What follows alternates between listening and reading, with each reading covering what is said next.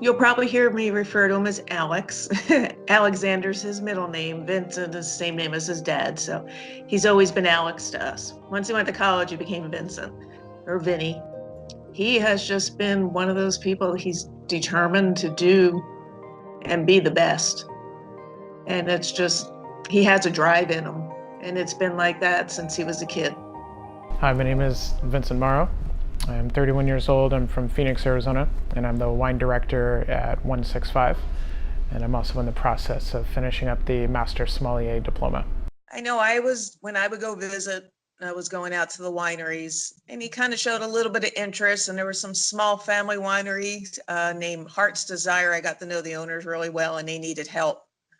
So I introduced him to Alex, and he kind of started from there. And I think as he got more into working in the tasting room and traveling around with the owners, trying to, get the wine into the restaurants and things like that, I think it just awakened something inside of him, and he just grew to love it. I had just taken on a tasting room sales position role at Ridge Vineyards in Healdsburg. And I just remember one day, nothing specific about it or what, but someone came in talking about the exam and how impossible it was, and it immediately appealed to me because of that.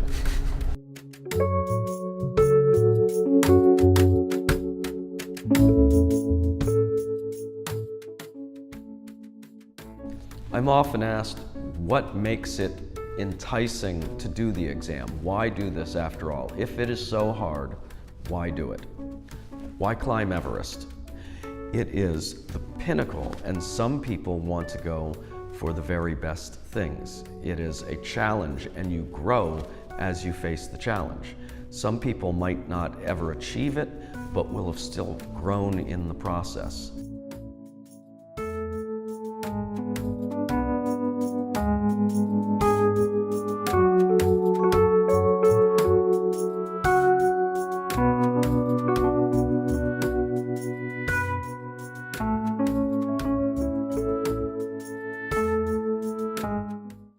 The world had just opened up. I don't know, like the heavens had just parted or something, but it felt exactly how I imagined it would feel, and I wanted so bad to just get out of there and call my parents.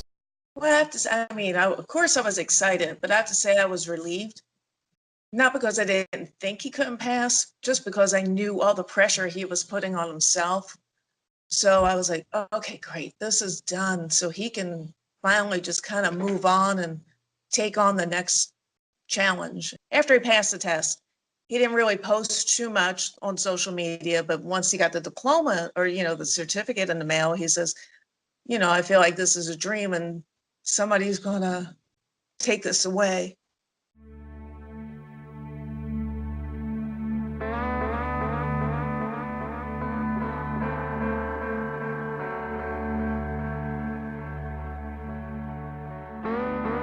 There are 23 individuals who passed the Master Sommelier exam only to have the tasting portion invalidated. Now, as I said, tasting's the hardest portion, and there are some people that tasting was all that was left, and this was their third attempt before a reset or a sixth or a ninth attempt.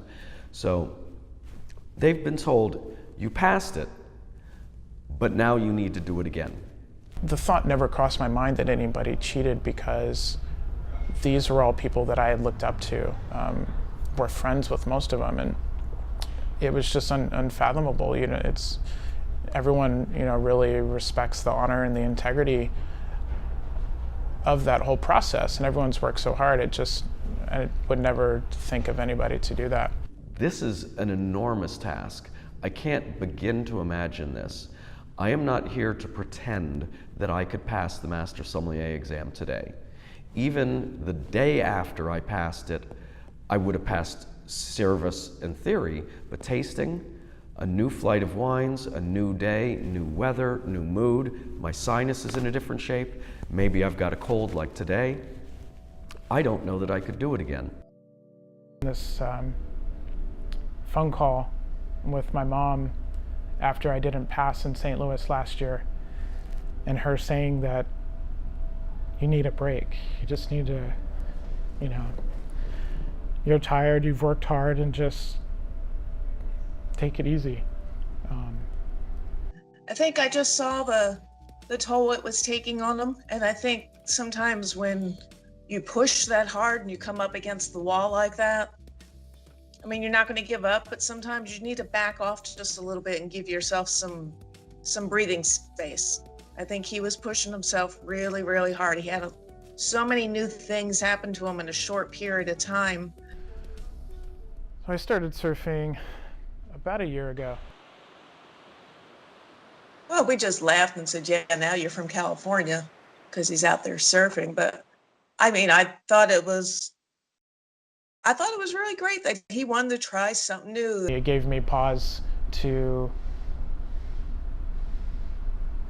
distribute that energy and that stress that I had going into my third attempt at the exam, but also a lot of changes in my personal life. And it allowed me to just go out there and actually address and acknowledge all of those things that were happening instead of having them, you know, stress me out during the day. I think it calmed him down and kind of gave him the opportunity to get into the zone and just be able to focus. As far as the tasting portion, Vincent Morrow has a different technique than I've seen from other people. There's a lot of similarities, but there are some idiosyncrasies that he does that are really good. As I mentioned, the game day stress or exam day stress is a big part of it. Now, everyone tries to find their calm and takes a moment before starting to taste. You've got 6 wines in front of you. The clock will start as soon as you touch the glasses or start working the wines. So you just take a moment, and then people dive in and start.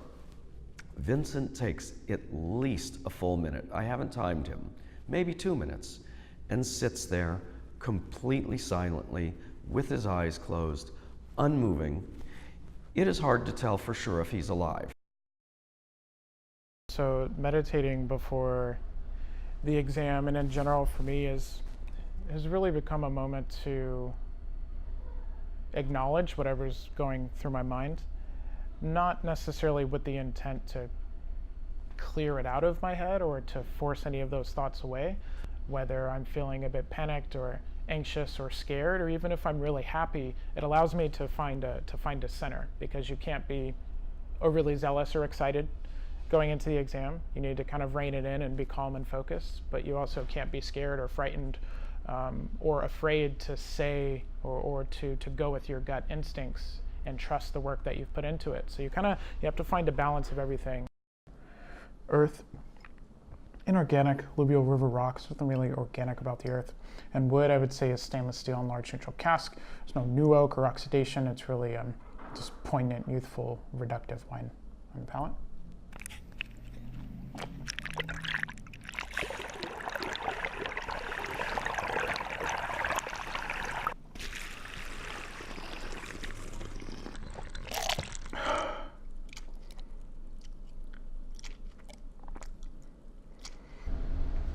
Between surfing and personal life decisions and just being in a better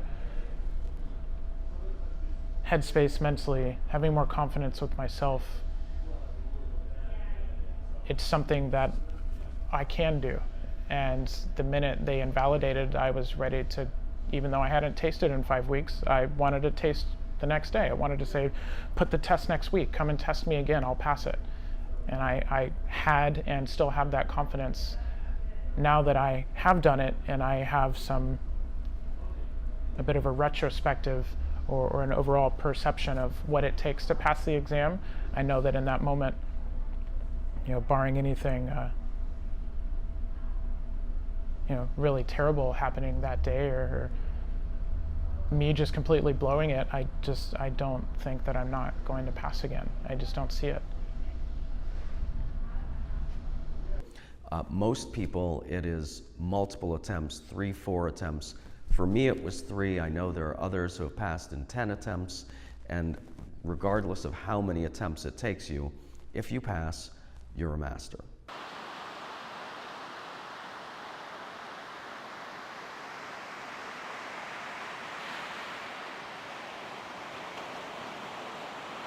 I could think of a million things. I don't want to pass the blame. If you didn't pass, you didn't pass. But it's just frustrating.